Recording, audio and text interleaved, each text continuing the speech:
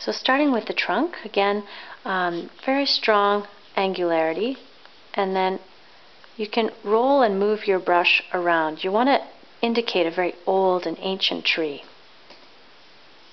And there are no real rules about how these appear in nature. Alright, from here I want to add a little bit more texture to the trunk, so I'm going to pull across horizontally just to create a little bit more feeling. You can wait and do this when your trunk is a little bit more dry, or you can do it as I'm doing now when it's rather wet.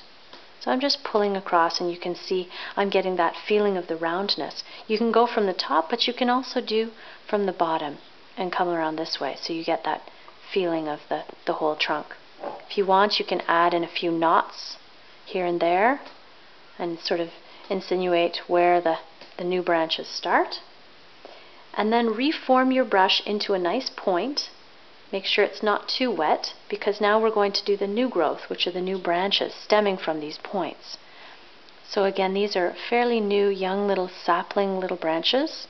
They come out fairly arching, and it's from these, this is the main focus of the painting.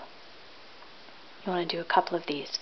Sometimes in the plum painting, painters will leave gaps in between the branches, the new growth, and this is so that they can put flowers inside.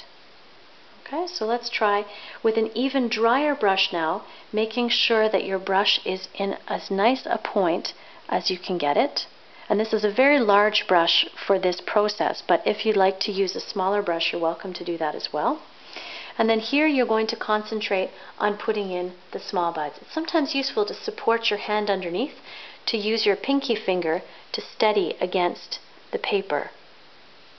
And again, remember that the plum blossoms are round. They're not anything other than round. You want a few little dots kind of connecting them.